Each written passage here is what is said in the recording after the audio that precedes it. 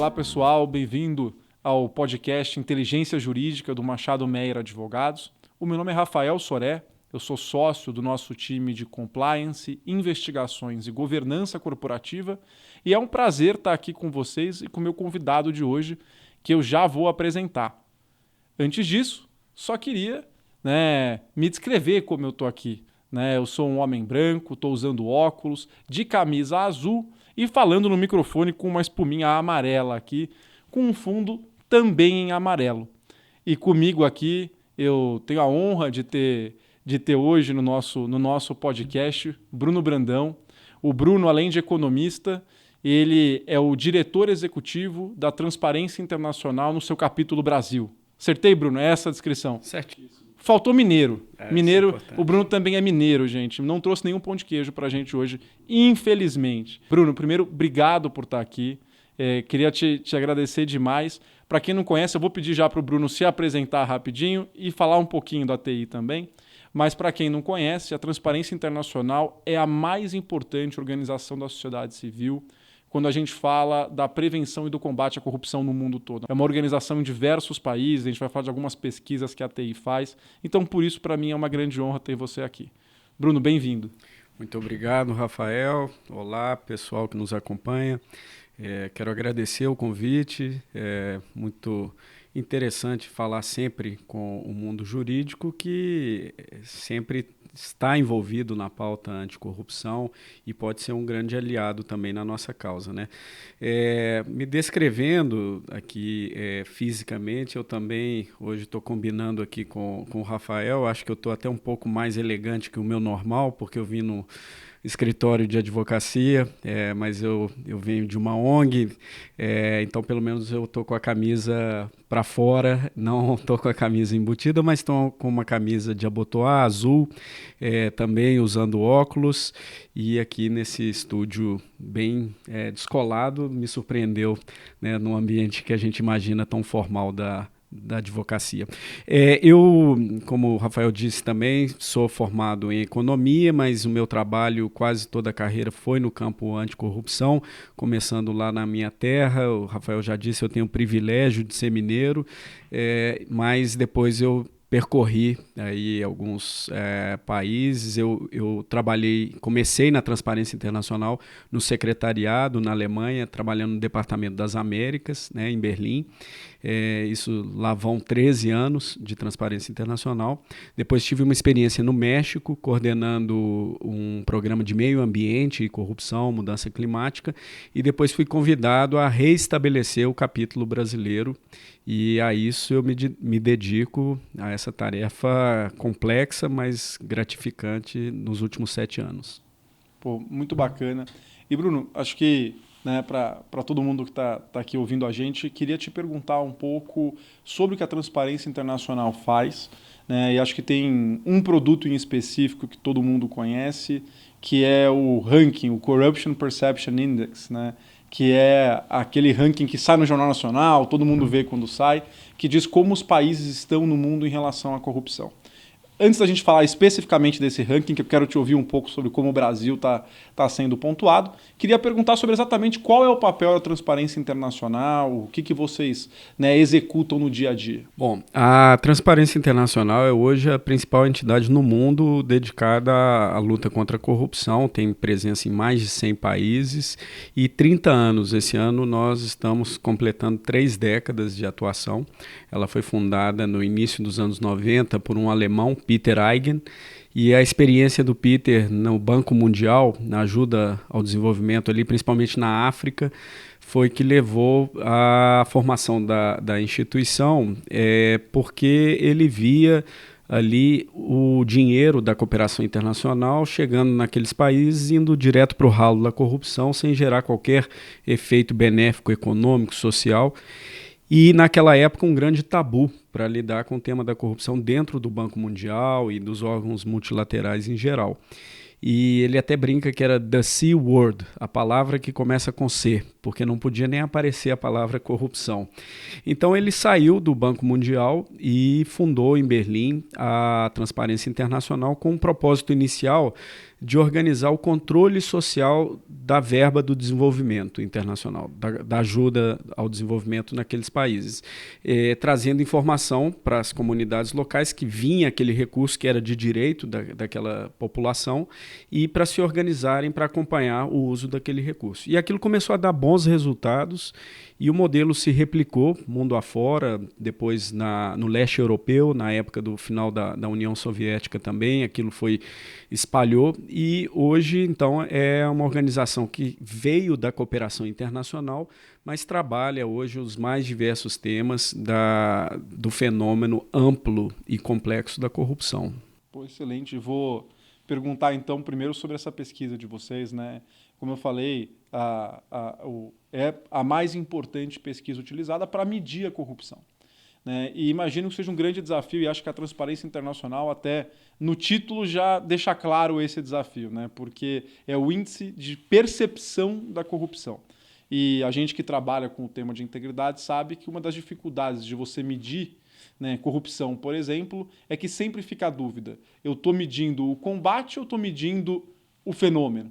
Né, o dilema, que lembra aquela propaganda de bolacha, né, que o dilema de Tostini, se vende mais porque é mais fresquinho ou se é mais fresquinho porque vende mais. Ou seja, eu estou notando que tem muita corrupção nesse país porque, na verdade, nesse país específico estão combatendo a corrupção, então parece que tem muito, ou eu noto porque tem muito mesmo. Então, eu queria ouvir sobre o desafio desse ranking, sobre o que é fazer um ranking que avalia acho que quase todos os países do mundo em relação a como eles estão no combate da corrupção e como eles estão no fenômeno da corrupção, e um pouquinho sobre como o Brasil está indo. Então, o IPC, o Índice de Percepção da Corrupção, ele é hoje o mais abrangente, mais longevo medidor da corrupção e provavelmente o mais utilizado também no mundo.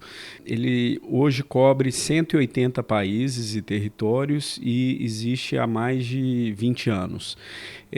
O IPC, como você já bem disse, ele tem que lidar com o desafio de medir um fenômeno invisível. A corrupção que nós podemos medir empiricamente, podemos quantificar, é a corrupção que nós podemos enxergar. E a corrupção que nós podemos enxergar é a corrupção que deu errado. A corrupção que deu certo ou está dando certo, ela fica abaixo do radar e nós não conseguimos medir empiricamente, a não ser através de aproximações, né? Através de proxies. E o principal proxy é a percepção.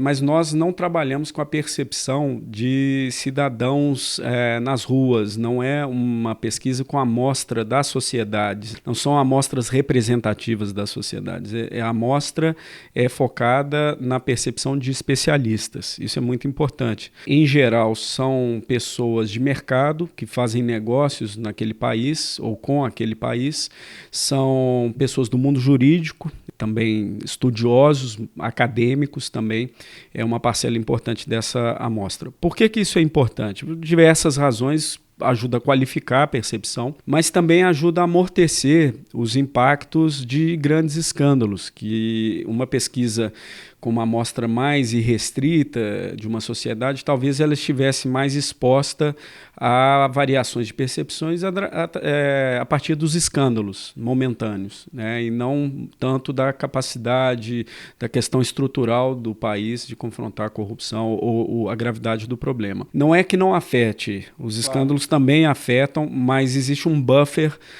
um amortecedor que é o público especializado, a percepção especializada. E o Brasil tem caído no índice, né? O índice brasileiro tem ficado pior. E muita discussão ocorreu de que o Brasil teria piorado nos índices internacionais, em especial no índice da TI, por causa dos grandes escândalos, especialmente da Lava Jato. Estou entendendo do escopo da pesquisa do que você falou, que não é necessariamente o caso. Claro, um escândalo tão grande pode impactar, mas me parece que não é por isso ou apenas por isso que o Brasil caiu, estou certo? Então eu vou ter que pegar a minha colinha, porque todo mundo me pergunta qual é a posição do Brasil, né, no último resultado, e é com tanta coisa que a TI trabalha, a Transparência Internacional não publica só o índice de percepção da corrupção, nós trabalhamos um ano inteiro com outros relatórios, mas já me ajudaram aqui com a colinha, e o Brasil ficou na posição 94ª nessa amostra de 180 países e territórios. O que eu nunca esqueço é a nossa relação com a Argentina, Argentina. Nesse ano a gente empatou com a Argentina, o que é desagradável, mas é uma posição muito inadequada para um país importante, com o peso do Brasil, 94º. Definitivamente é uma posição que nós precisamos olhar com olhar crítico e com o desejo de melhora. A pontuação que talvez seja o mais importante na escala de 0 a 100, 0 é a pior percepção de corrupção, 100 uma percepção de maior integridade, nós ficamos aí com 38 pontos, que é um patamar muito inadequado, muito negativo. E o que importa também é que a partir de 2012, apesar da pesquisa ter mais de 20 anos, só a partir de 2012 nós fizemos uma reforma metodológica no índice e foi possível começar a comparar o desempenho do país ano a ano, em série histórica longitudinal. E o Brasil, nessa década, que a gente agora já pode fazer um comparativo de uma década de desempenho no IPC, o Brasil vem numa posição estagnada, num patamar ruim e com um declínio também nos últimos anos, principalmente nas posições.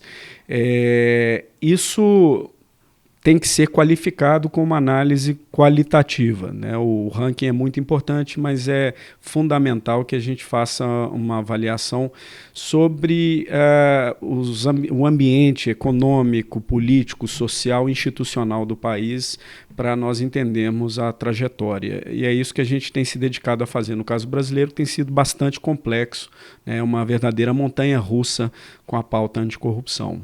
E olhando agora especificamente para o setor privado, você falou dos vários trabalhos que a Transparência Internacional faz, e a gente está gravando, para quem está talvez ouvindo a gente em outro momento do tempo, a gente está gravando no comecinho do segundo semestre de 2023 e a Transparência Internacional acabou de publicar uma pesquisa, essa focada no setor privado.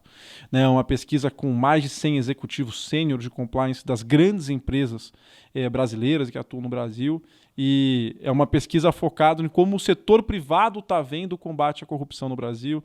Eu vou deixar aqui na descrição do nosso podcast o link para a pesquisa, então todo mundo vai poder acessar a pesquisa, ler a pesquisa e conhecer ela. Vou falar para você não dar spoiler da pesquisa, só dá um só. Queria pedir para você escolher um item da pesquisa que você achou interessante aqui para a gente bater papo. Ótimo. Bom, primeiro, apresentando a pesquisa de uma maneira mais geral, ela vem para marcar os 10 anos da lei anticorrupção empresarial, né? Um pouco também que nos traz aqui nessa conversa, e é uma pesquisa inédita na sua abrangência, no seu foco, né, temático, e também a sua amostra delimitada, que são os profissionais sêniores das 100 maiores empresas brasileiras, com alguns ajustes para evitar a subrepresentação de setores, mas de maneira geral é a visão das grandes empresas, do compliance das grandes empresas sobre a lei anticorrupção brasileira, as lições dos 10 anos de aplicação da lei, o momento atual e futuro do combate à corrupção no âmbito privado. E a pesquisa é bastante abrangente, então vale realmente a pena conhecer a detalhe, é muito rico, é uma visão bastante plural. A gente vê uma divergência até de resultados, alguns resultados assim disputando, não tem uma visão majoritária, mas eu achei que algo, pelo menos inicialmente, que chama a atenção é talvez até contra-intuitivo, um resultado que não corrobora uma percepção, uma preocupação que nós temos sobre o desinvestimento no compliance nos últimos anos, né? É inegável que o Brasil passou por uma revolução muito positiva, o mercado brasileiro, depois da implementação da lei, a sanção da lei em 2013, mas depois, em 2014, uma grande operação para mostrar que a lei era para valer, que não era para inglês ver, e isso foi inegável, o que suscitou no mercado brasileiro uma verdadeira revolução do compliance.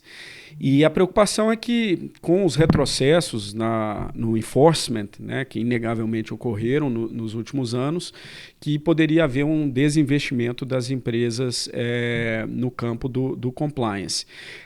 A pesquisa mostra, sim, preocupações dos executivos sobre o momento, sobre o enforcement, mas com respeito ao investimento em compliance, ainda mostra uma estabilidade e até uma visão de crescimento numa parte significativa. Mas nós estamos falando aqui, outra vez, das grandes empresas às 100 maiores empresas. Mas isso é muito importante, porque são elas o farol do mercado. Elas podem puxar, né, o padrão e o ambiente, né, de uma maneira mais geral, sistêmica. Então foi uma notícia, se não podemos dizer positiva, pelo menos não corroborou uma visão mais pessimista sobre o desinvestimento em compliance. Acho que tem um ponto nisso, né, Bruno, que é muito bacana. Acho que a pesquisa, o resultado dela vem a calhar nisso, né? Que talvez sobre 2 pontos que, comemorando os 10 anos da lei, eu acho que são muito importantes. O primeiro, eu acho que foi muito bacana que você disse isso sobre as grandes empresas, né? Por algum momento se falou, mas quem tem programa de compliance são só as grandes empresas. As pequenas empresas, as familiares, como a lei anticorrupção não obrigou as empresas a ter programa de integridade, muita gente disse, como não obrigou, só as grandes vão fazer. O que a gente notou no mercado, talvez, é que mesmo não tendo obrigado, e mesmo talvez as grandes terem sido as primeiras a fazer, isso tem um efeito indutivo no mercado relevante, porque um pilar do programa de integridade é você fazer a verificação do seu terceiro, né? O risco da lei anticorrupção, aquela responsabilidade objetiva, para aqueles que estão ouvindo a gente que não são advogados, é tranquilo, viu, gente? É basicamente dizer que você tem responsabilidade pelo que o outro faz, né? Não é o fato de você não ter culpa que você não tá sujeito a risco. Isso é importante porque fez com que as grandes empresas passassem a controlar os seus fornecedores e exigir deles um programa de integridade também. Então, acho que é um ponto importante. Se a gente ouve isso das grandes, é um bom sinal de que esse ciclo virtuoso deve continuar existindo. E há um segundo ponto, né, que eu acho que na comemoração da lei é um ponto de comemoração mesmo. Que, claro, a pauta principal dos programas de compliance nos últimos anos no Brasil foi o programa anticorrupção da empresa focado em corrupção pública. Seja porque é onde estava o risco regulatório principal, onde estava o enforcement, né, a aplicação da lei com as grandes operações, e o risco reputacional da empresa estava muito relacionado a isso, porque todo dia a gente tinha no jornal uma capa com uma grande empresa envolvida em alguma alegação de corrupção.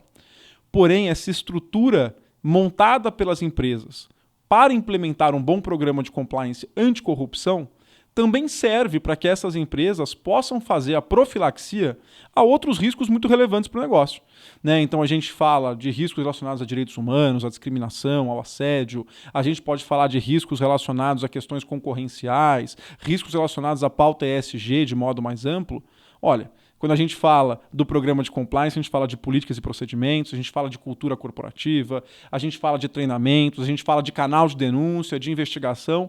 Isso serve muito para combater corrupção, mas serve também para combater todas essas ameaças. E aí acho que o programa de compliance que a lei anticorrupção trouxe para a gente pode abraçar também mais pautas. E aí tem sentido mesmo que a gente veja um aumento nesse investimento, né? E aí, olhando, né, um pouco mais para o trabalho da pesquisa da transparência internacional, não só nessa pesquisa, mas de modo mais amplo, queria perguntar para você sobre um ponto importante em relação ao setor privado. A gente tem visto algumas novas legislações que tratam, ainda que de modo tangencial, de programa de compliance. Uma delas, a nova lei de licitações, que tornou obrigatório nos contratos de grande vulto que as empresas tenham um programa de compliance.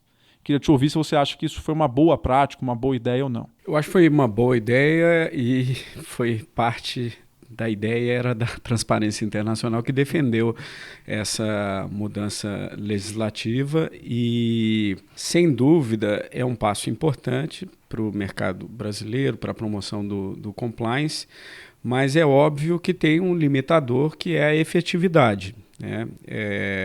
Nós não podemos, evidentemente, tomar um programa de compliance pelo que ele se declara fazer simplesmente, mas pelo que ele é capaz realmente de balizar comportamentos, né? Mas, como primeiro passo, é muito importante que exista esse incentivo para a existência do programa. Ele não pode ser efetivo se ele sequer existe na regulamentação, na autorregulamentação, começa a existir na cultura.